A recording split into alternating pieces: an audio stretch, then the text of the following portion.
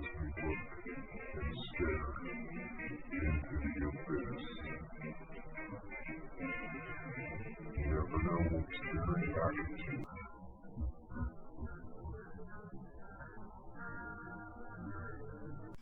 coming. All these voices.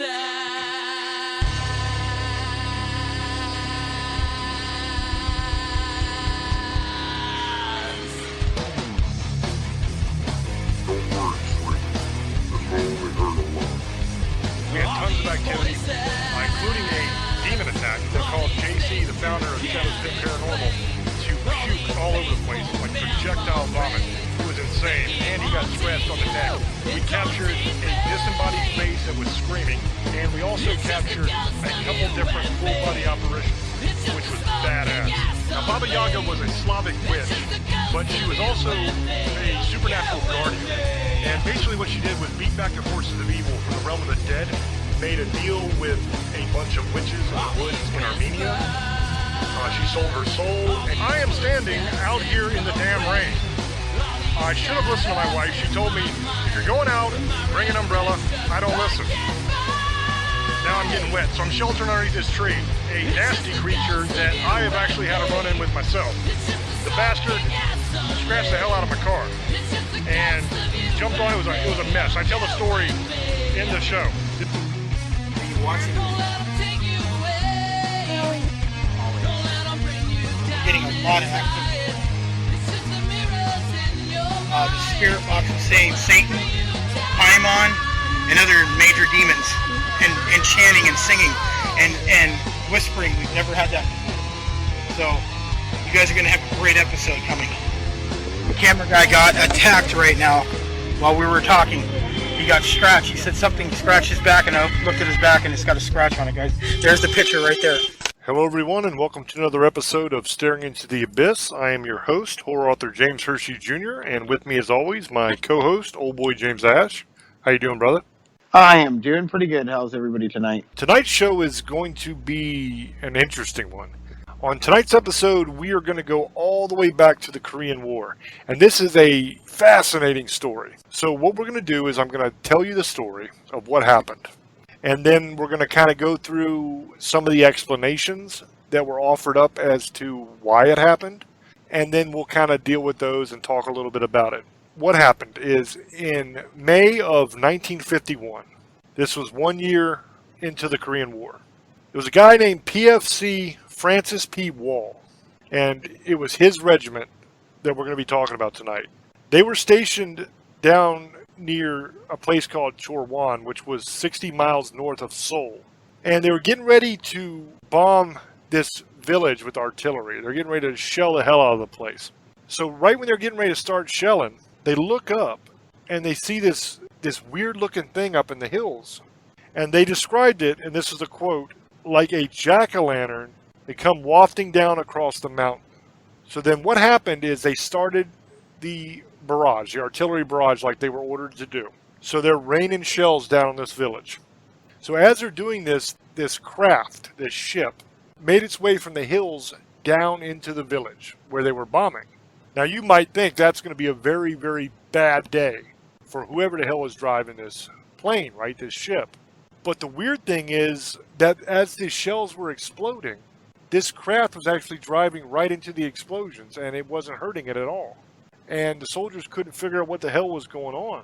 It would literally fly right into the center of the explosion as it went off, and then just fly right back out again. So partway through this, the ship just turned, and it headed over towards the soldiers. Now at this point, the soldiers got a little bit nervous. Now in the beginning, it was like, had an orange glowing light all around it when it was down in the village. But as it made its way up towards the soldiers, they described a pulsating blue and green light that was very, very bright coming from the thing. PFC Wall asked his commanding officer for permission to fire on the craft. And now they had armor-piercing bullets in their M1s. So they started firing at this thing. Now these bullets are capable of piercing armor. And they just bounced off like nothing off this thing. Now what I'm wondering is, was the craft made of a material that was so tough that even armor-piercing bullets couldn't hurt it? or did it have some sort of like a force field kind of thing around it? Now you might think that sounds a little bit ridiculous, but we're talking about a flying UFO-like craft that is flying in the middle of explosions and not blowing up.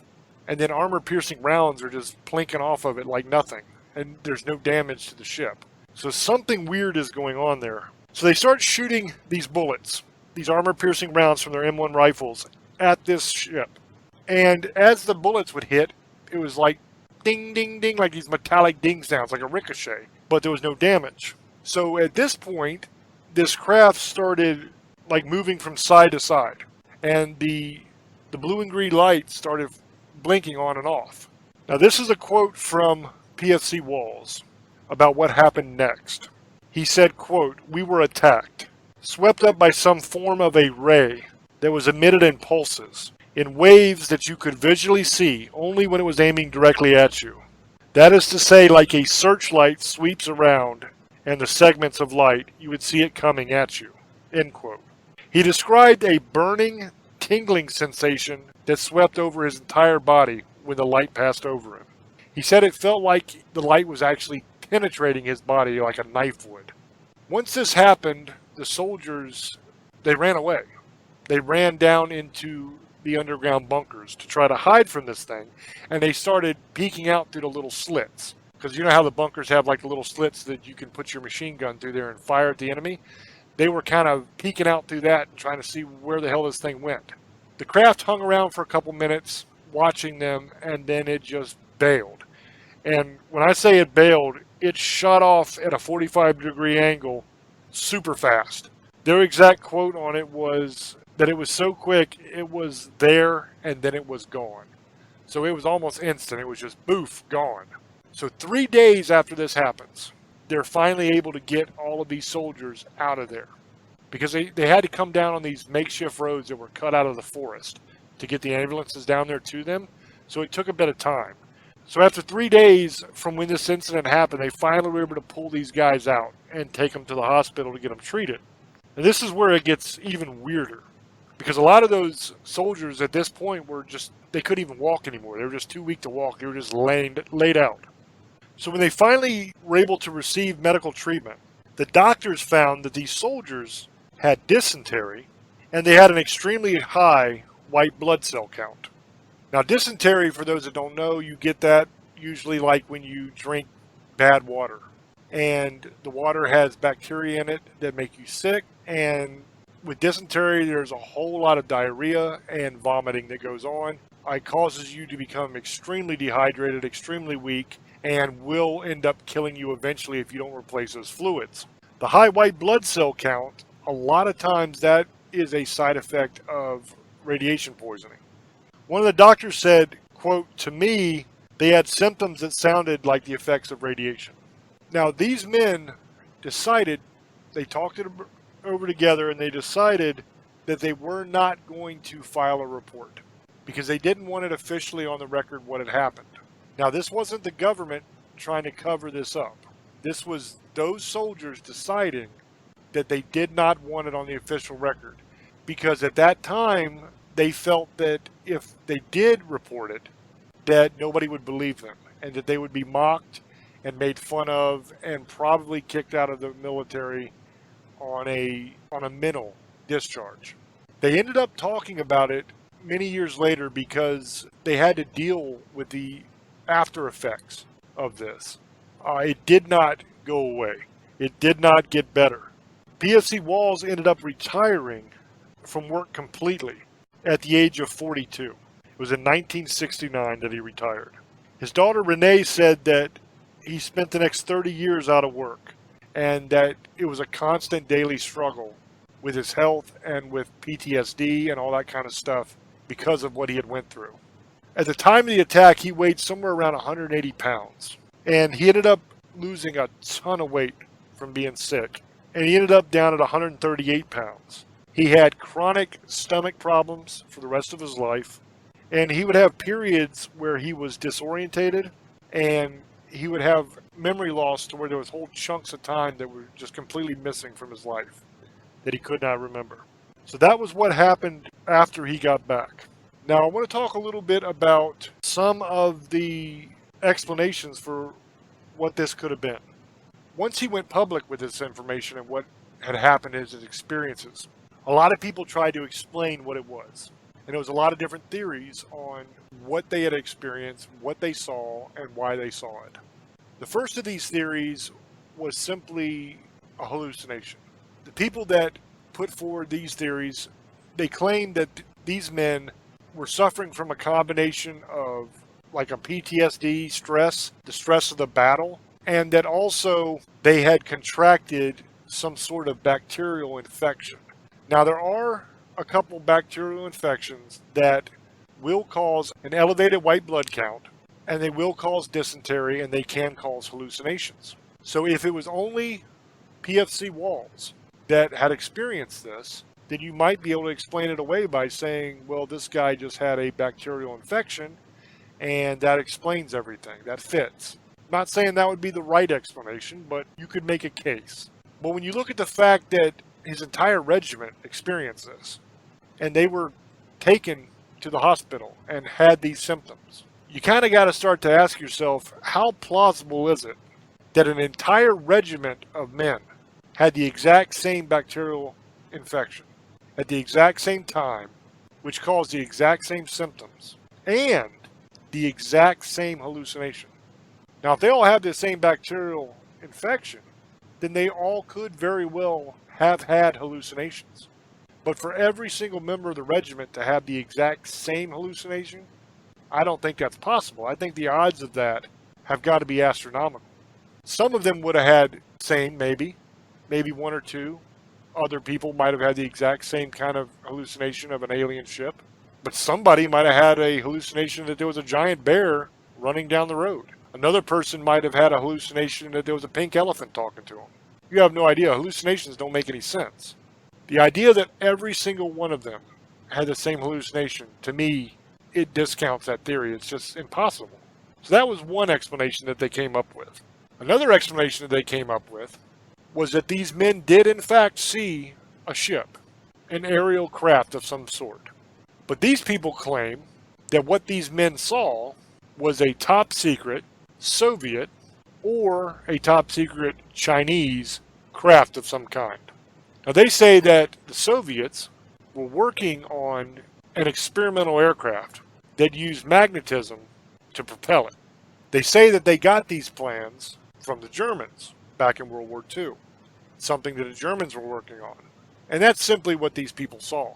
Now, this theory already is a little bit far-fetched, because you're talking about secret Nazi technology that somehow the Russians got a hold of. Maybe they got it after World War II, when we won World War II, because the Russians were our allies then. Maybe somehow they got it there. But according to this theory, not only did they get this information from the Germans, but also they took it a step further and actually perfected it to where it worked. Because a lot of those experiments and different kinds of experimental aircraft that the Germans were doing didn't end so well. We did our own experimentation with flying saucer-shaped aircraft that was modeled after experiments that the Germans were doing in World War II. But the problem is it didn't go so well. It just wasn't a practical thing to do. So if you were to believe that this theory is correct, then you would have to say, okay, the Chinese or the Russians got this technology. They figured out how to make it work. They improved upon it. Because remember, this thing is flying into the middle of explosions and it's not bothering it at all. Armor-piercing rounds cannot make a dent in this thing. Artillery shells, not a scratch. So you're telling me the communist Chinese or the communist Russians have this amazing technology, and they only used it in the Korean War. Never again. Not when we were fighting in Vietnam. They didn't do it in any of the wars that we fought in the Middle East. Russia had these magical ships that could not be harmed and could shoot amazing death rays down on people that would just fry them up. And they did not use those when they were getting their ass handed to them by Afghanistan. If the communists had this kind of weaponry, I guarantee we would have seen it in other wars. There's no way we wouldn't have. On top of that, many, many years after the Korean War, there were documents that were declassified in which the Soviets were studying reports of UFOs during the Korean War. So if the Soviets are also trying to figure out what the hell these things were, then it obviously couldn't have been theirs. So that kind of discounts that theory. So once you eliminate those theories, so it couldn't have been just a hallucination because everybody wouldn't have had the same one. It couldn't have been Russian or Chinese technology because we would have seen it after that in other wars. And the Russians were looking for it too. They were trying to figure out what they were. So once you decide that those theories are impossible, then whatever remains, no matter how improbable, must be true. By process elimination, we can say that it wasn't those theories. So then you're left with a couple options here. Either one, PFC Walls and his guys are telling the truth. They did see a UFO that day. They did experience what they said they experienced, and it happened. Or there's some other explanation that hasn't been put forth that's true. One of those two things has to be true. So it's up to us to decide, and by us I mean all of us, not just me and Old Boy, but you guys listening as well. What do we believe? What do we think happened? All we can really do in this situation is look at the witness report, because that's what we have to go on. Now, according to the witness report, these men, this regiment of men, were taken to the hospital, and these were the symptoms that they had. We have statements from the doctors telling us what the symptoms were in the witness report. So if we look at that and we say, okay, what is capable of taking an artillery shell explosion and not having a scratch? What kind of steel or metal of some sort or armor existed at that time period that could take an armor-piercing round from an M1? And not only not be pierced, but the bullet just bounces off like it's not even a bullet. It bounces off like you threw a tic-tac at the thing. What is capable of performing that way?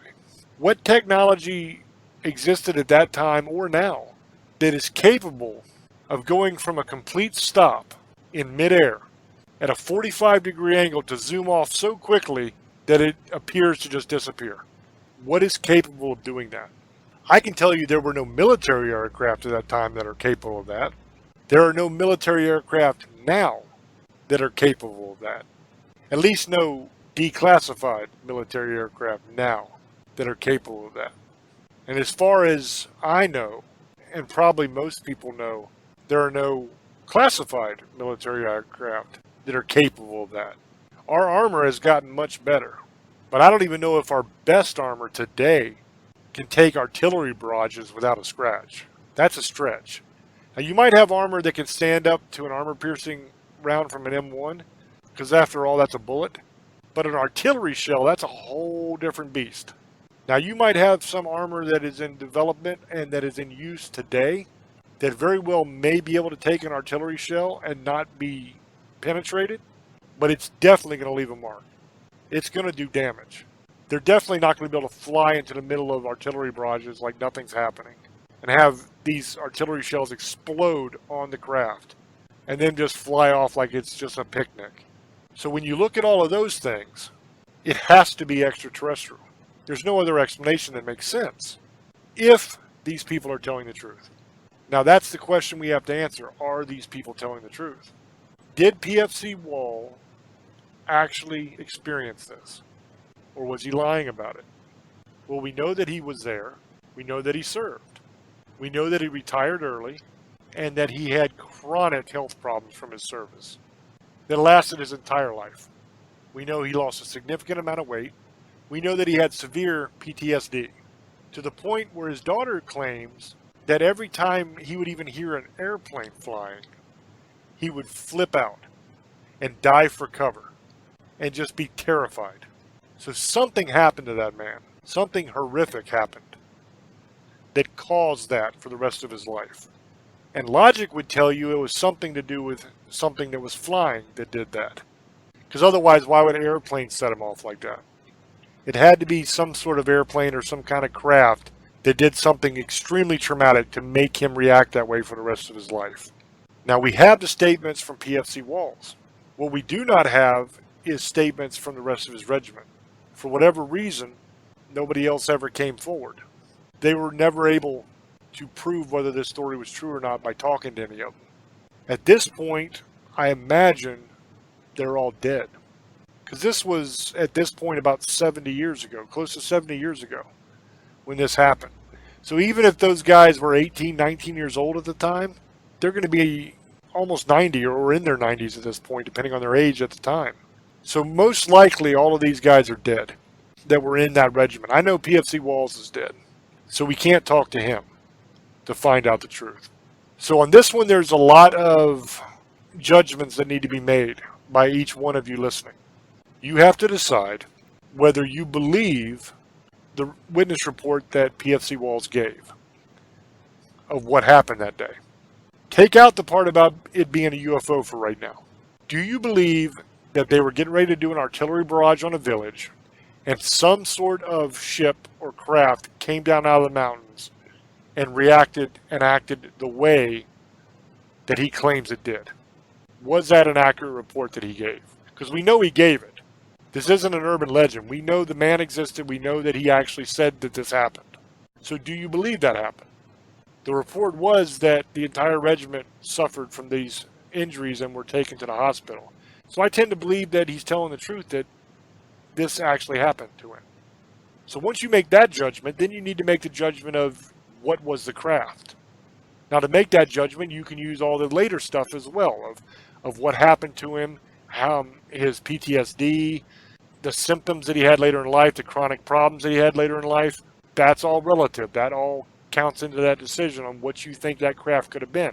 What could have caused all those conditions?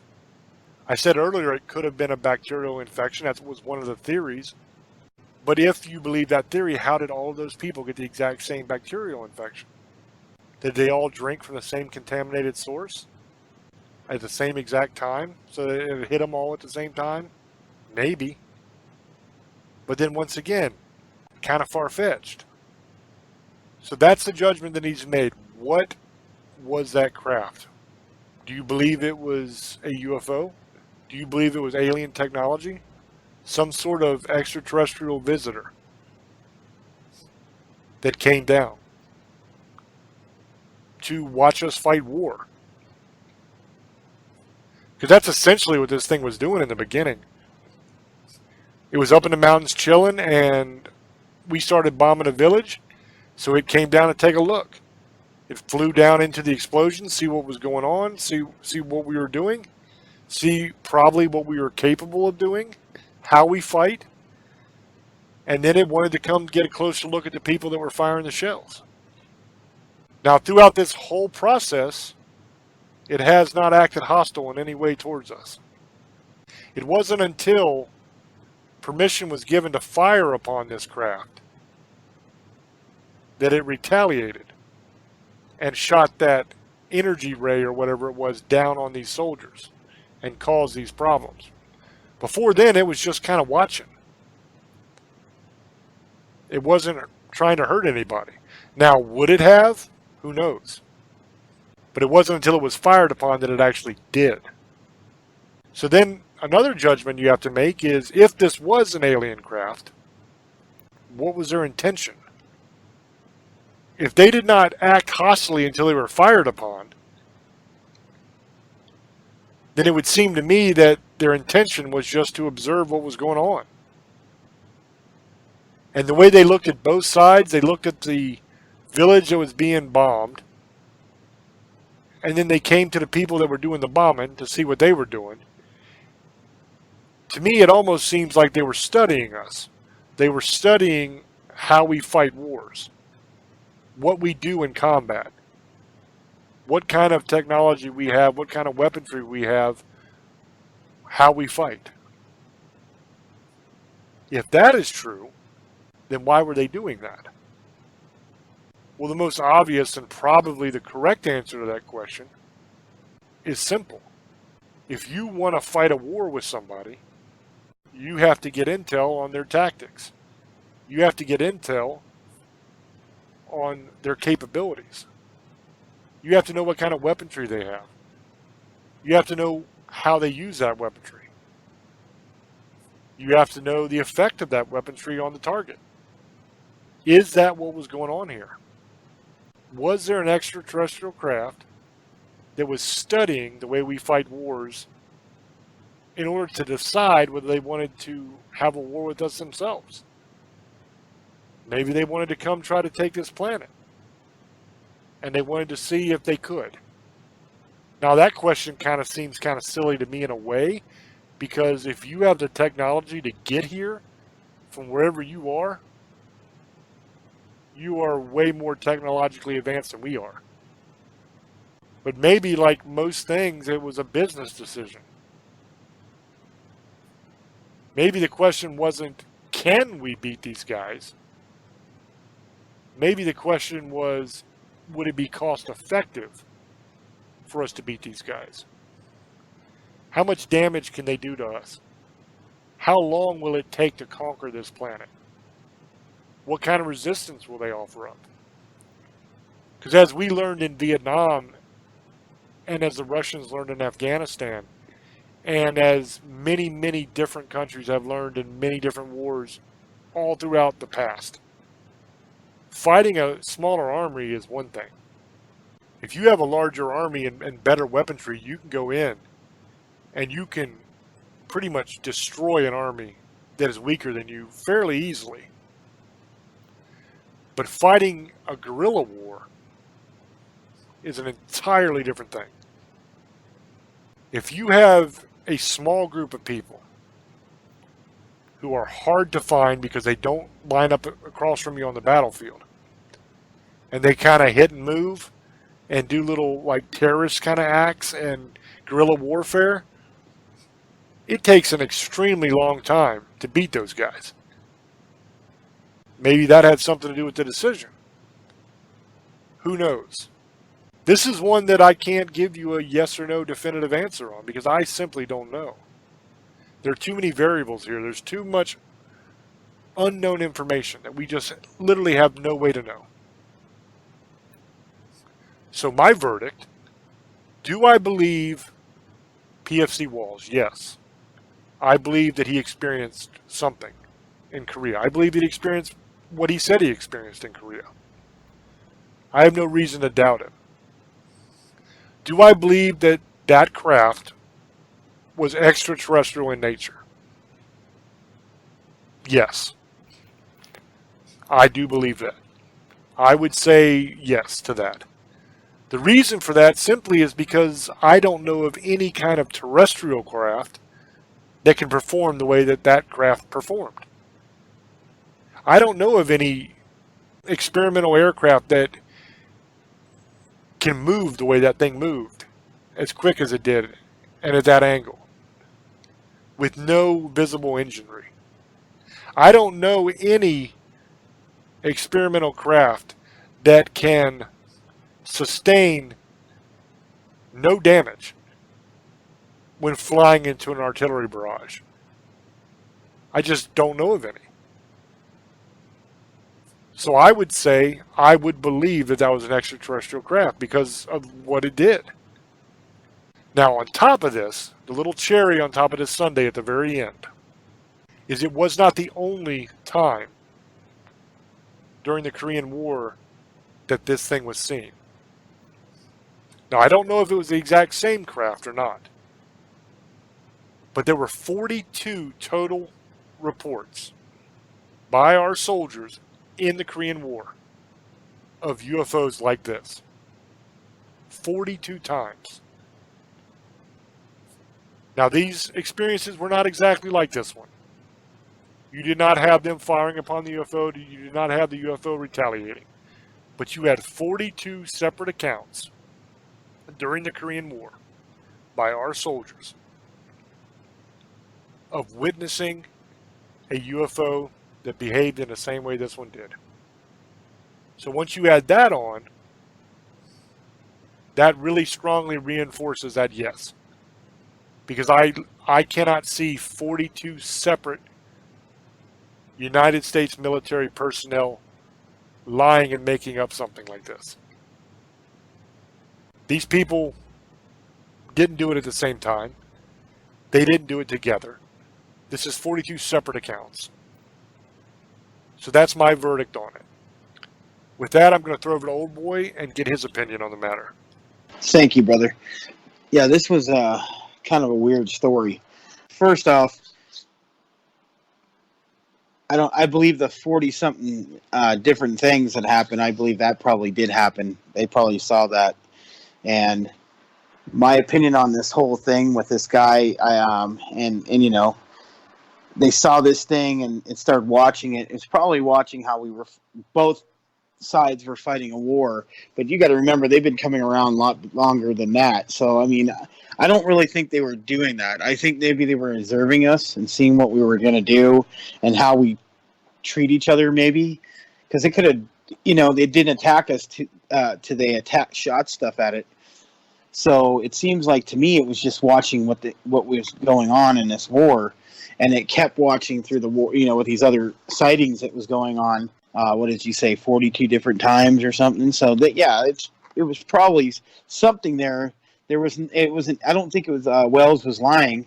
I think that something happened to him, and I think maybe it wasn't radiation or whatever, you know, because there's been other attacks throughout history, you know, and they say the same things. They get like a radiation poison, so maybe whatever they're have on their that beam or whatever, maybe it's something with radiation. I don't know, some kind of stuff we don't even know, you know, and it pretty much, in the end, he didn't do nothing in his life, and he pretty much, you know, he had stuff from the war, but he also, you know, whatever happened with this ray and what he saw, it drove him crazy, because he never really did anything after that in life for 30-something years till he died. So there's probably something that happened. I believe it. I mean, look, there's I think there's like 100 million sightings of aliens or more. So I mean, yeah, there's 42 other sightings at this time during that in Korea. So something was seen. There was something there flying over these soldiers, and then all of them got sick. And I don't believe that they all faked it. I don't, like James was saying earlier, he doesn't believe that there's all these soldiers are going to lie. And I don't either. And they got sick because they probably whatever they shot, or it affects us, and it can kill us. I don't know what it is. Maybe it's something they know how to kill us, and we don't. I think we do now. I wouldn't say there isn't no such thing as some of the ships we have now that are unclassified. I think I've heard there is, but I'm not going to say anything at that time. I don't think there was.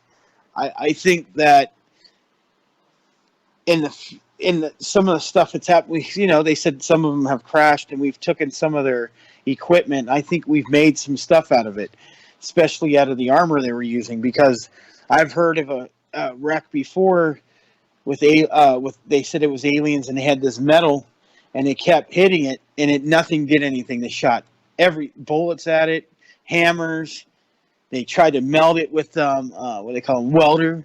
It didn't do nothing, not even a scratch.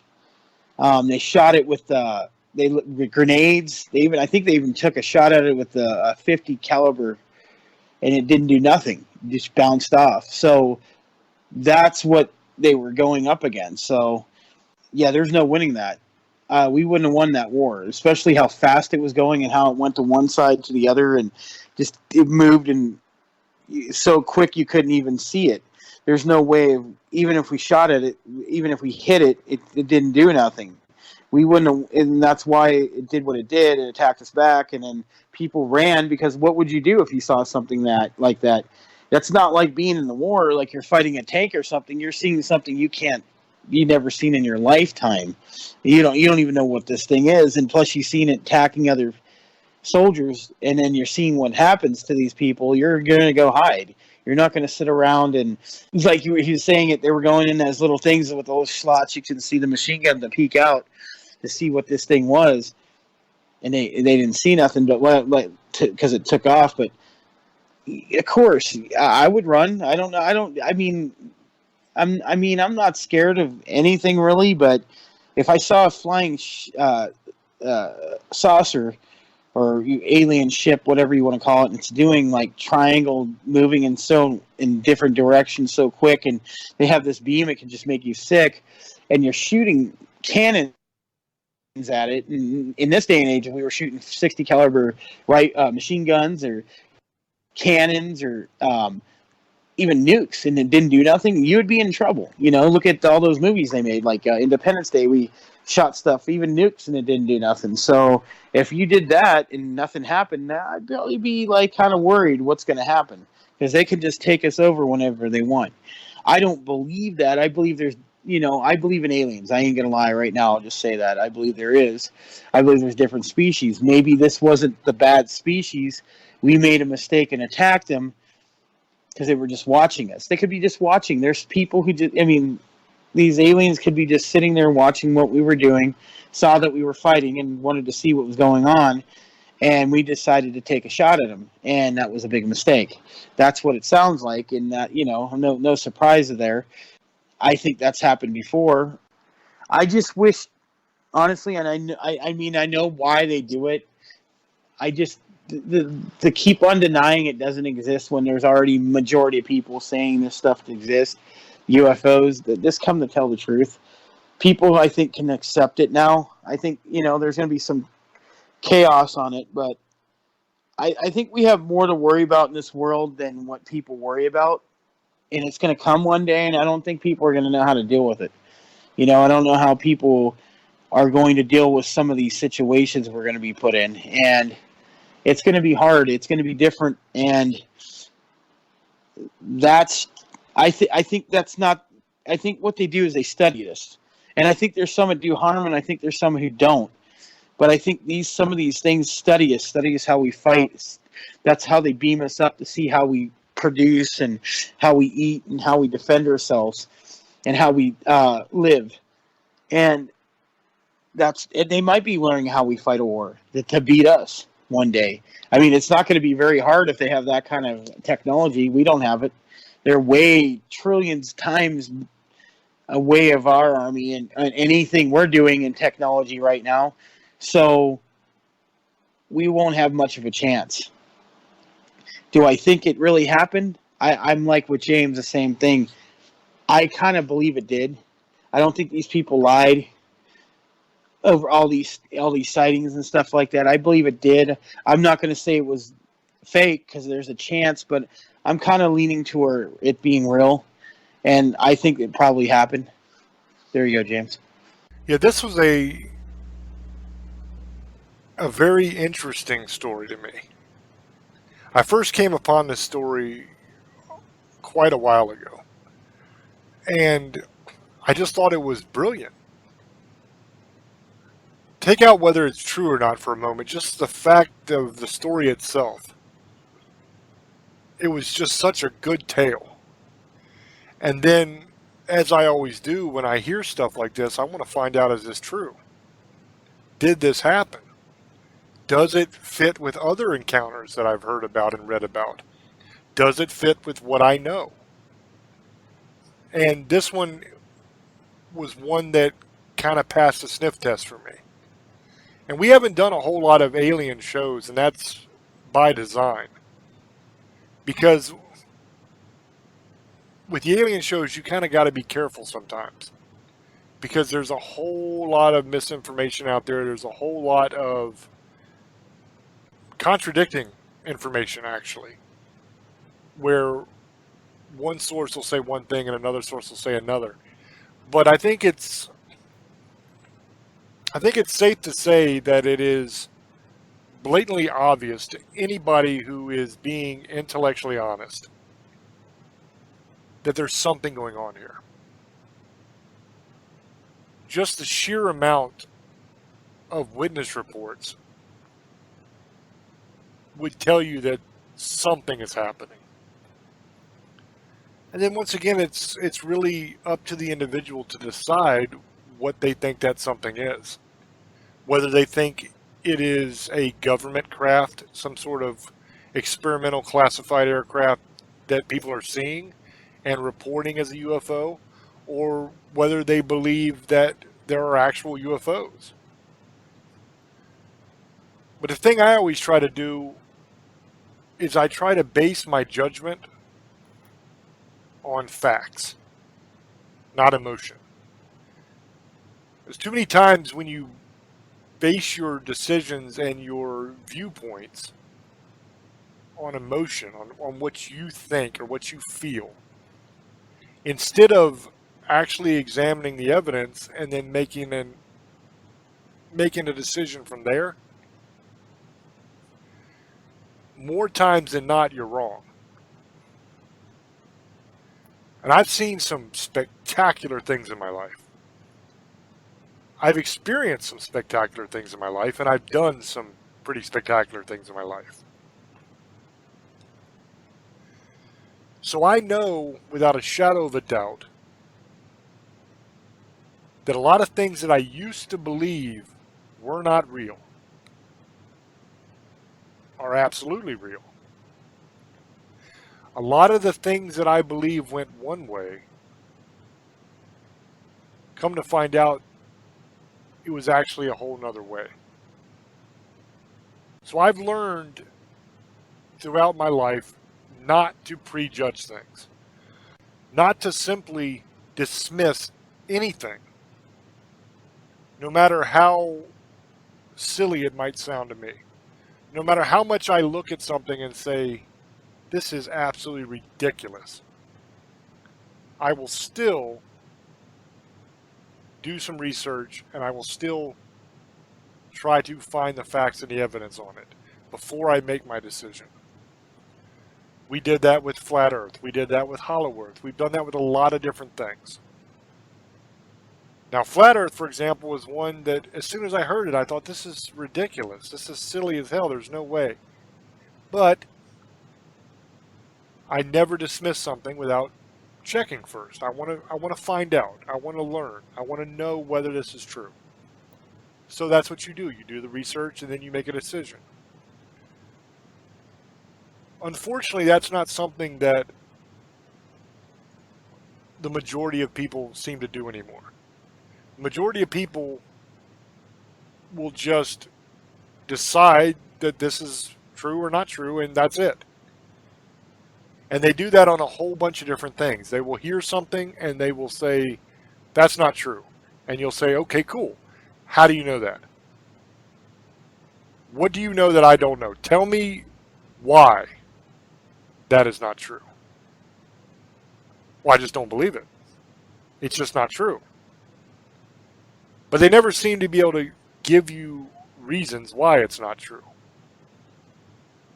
And it works the other way as well. You might tell me something and I will say, that's not true. And you'll say, no, it is true.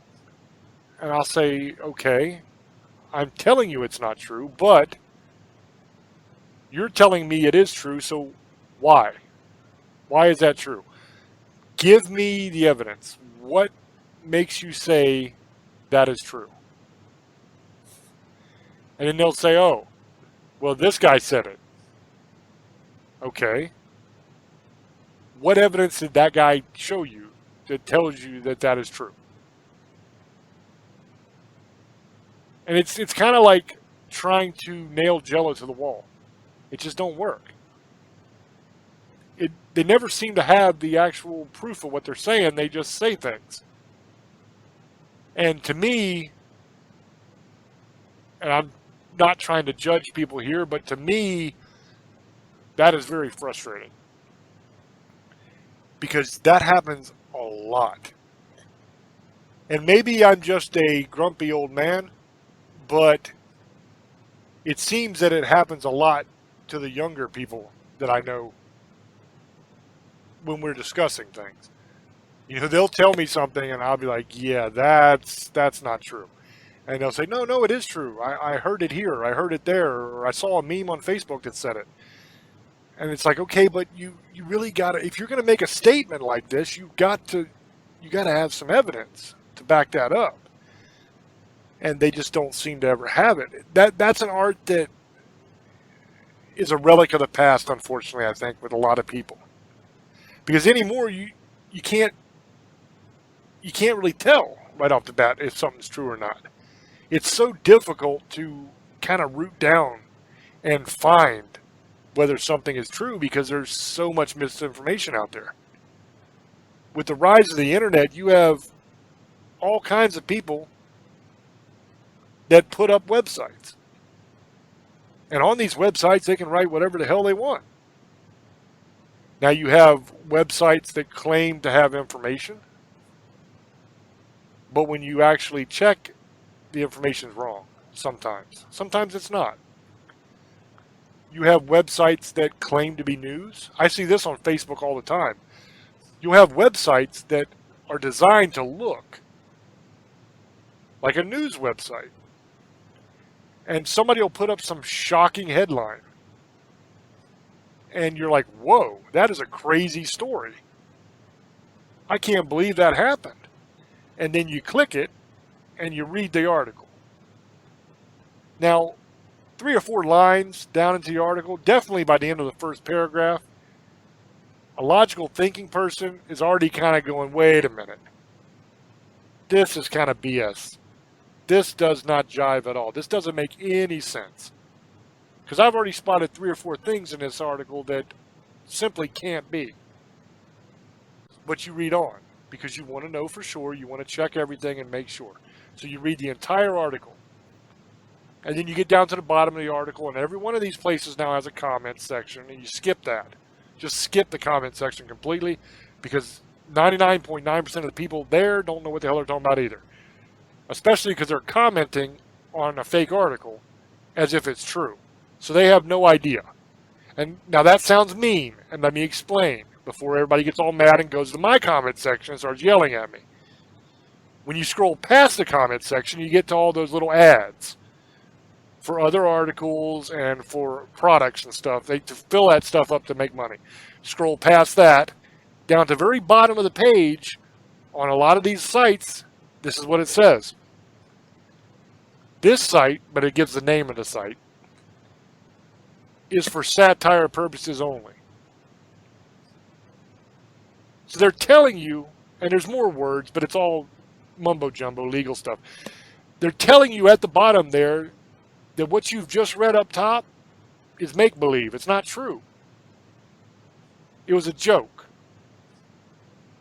They were making an exaggerated news story. They were making an absurd news story on purpose to kind of get a rise out of you, make you laugh.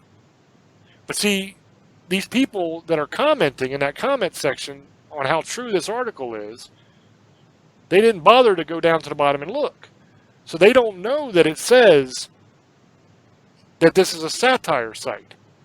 It's not a real site. They've admitted it at the bottom, but they didn't read that. So what happens is people will see the headline and they'll say, wow, that's a crazy headline. Share. So then they share it. So then these things spread all over the place on Facebook, Twitter, all over. And maybe 1% of people have actually read down to the bottom to see that it's a satire site and it's not real. Everybody else doesn't even read the article at all. A lot of these people never even read the article. They just see the headline and they share it. But you say, okay, what did the article say? Well, I don't know. I didn't read it. Well, then how can you tell me if something is true or not, or that I'm wrong if you haven't even read the damn article? You have no idea what you're talking about. And those are the people that are commenting on these articles a lot of the times, are people that never even bothered to find out if this was a satire site or not. Now on YouTube, on my channel, completely different story. The majority of the commenters on my videos on YouTube, brilliant, brilliant people, wonderful people, love them to death. You guys are awesome. Don't write mean stuff. I love you. Now, that's about all the time we have. I hope that you enjoyed this show. It is rare that we do a UFO show, so I hope that you guys like this one. If we do UFO shows in the future, it'll be kind of like this, to where we have a particular incident we're talking about. Because one thing I told Old Boy, he really wanted to do a UFO show for a long time. And I said, it's too big, man. It's just too damn big of a subject. There's no way we can do a show just on UFOs in general and do it justice in an hour. I would need 13, 14 hours to do a proper UFO show. Because there's just so many different aspects of it. You've got abductions, you've got the craft himself, you've got different races of alien. You've got so many different things to talk about. I mean, you could do a complete episode on each different race of aliens that are supposed to have been here. It would make a full episode just on the information on each one of them. So there's just no way I could do an entire UFO episode that covers everything. And I want to be thorough when I do an episode. I'm sure that all of you, if you listen to this show quite often, you understand that. That's how I do things. I want to dig deep into it and get as much information as possible. I wouldn't feel right about cheating you like that and giving you a UFO show where we just kind of glance over things really briefly and move on. It just wouldn't feel right to me. So if we do UFO shows in the future, and I'm sure we will because it's a fun subject, they will be on individual accounts like this, and we'll really be able to dig in and get a lot more information than you're used to hearing. And I look forward to doing that in the future. I think that'll be fun. But with that being said, thank you guys. I love you. And before I throw over to Old Boy, I want to say a very, very special thank you to all of the men and women out there who have served in our military, in the United States military. Thank you. I appreciate you. You guys are amazing. You are heroes. I have had the honor of growing up in the military. I have spent my entire life just about with soldiers and in the military. My father served, my uncle served. I went down to serve myself, down to MEPS. I have Tourette's syndrome. That's something a lot of people probably don't know about me that I'm going to tell you right now on the radio. I have Tourette's syndrome. So if you watch some of my videos, you'll see facial tics and stuff that happen sometimes. That's Tourette's. So they would not allow me to join because of that at the time. Now, this was before 9/11. After 9/11 happened, I'm sure they would have taken me easily then, but I was old by that point, so I couldn't serve. But I just want to thank you guys from the bottom of my heart. I greatly appreciate you. I've had the honor of knowing many of you and working with many of you, and I've had the honor of visiting a lot of our veteran centers and our vet hospitals and stuff, taking my dad to appointments and meeting veterans, and it has been an absolute pleasure and an honor, and I just want to say thank you from the bottom of my heart. So I'm going to throw it back over to Old Boy now for his shout-outs. Yeah, I want to thank all the veterans too. Thank you for your service, for what you've done for this country. I want to thank everybody from Parax Radio. Thanks for listening. Check us out at 12 Eastern, 9 Pacific, Sunday nights, technically Monday morning if you're on the East Coast. You want to check out all our videos and everything, check out James Hershey's YouTube page. He'll tell you where to go. All our old videos and all the new videos are on there. If you want to buy merchandise, he'll tell you where to go. You can get shirts, fleece blankets. We're going to try to put it up where the YouTube page is too, so it's easier for you guys to buy stuff. So we'll put it up there soon, or we're trying to figure it out to do it, but we will, so you'll be able to see what we have and buy. So everybody have a great night. Misfits, sugar ladies, monster hunters, and demon lovers. I love you. Blessed be. Have a great night. The YouTube channel is youtube.com/James Hershey Jr. It's where you can find all the episodes of Staring into the Abyss, all the old replays. You can find every episode of our TV show Tales from the Abyss. And you can find a bunch of other videos there that we put up on paranormal subjects. Hundreds of videos, completely free. Please go and subscribe. The merchandise store is teespring.com/stores/staring into the abyss. That's TESPRING.com/stores with an S on the ends /staring into the abyss. That's where all the merch is. T-shirts, hoodies, posters, coffee mugs, iPhone cases, everything. It's all there for you. If you want merch, that's where you can find it. I was supposed to put the link on the last video in the description. I did not do so. I meant to do so after I had already published it. I was going to go back and do it, but I had 2 hunts this week, so I've been extremely busy on going and doing the investigations, doing the follow-ups, doing all the editing on the footage that we got. Probably next week, there will be a new episode of Tales coming out, and there will be another episode coming out as well. I don't know if I'm going to make it a Tales episode yet or just a separate video. It's about 50 minutes long. where we went and checked out Abram's Delight. So that was a lot of fun. So there'll be 2 new videos coming out of different hunts that we went on. That's what I've been doing this last week, so I just completely forgot. So, if I'm not scatterbrained this week, I will hopefully have that link in the description for you for this video as you're watching it. If not, that's where you can go to get it, and I apologize. Thank you very much for listening. Thank you for all your support. We greatly, greatly appreciate you. And until we speak to you again, love many, trust few, and do harm to none. God loves you, and so do we. Bye-bye.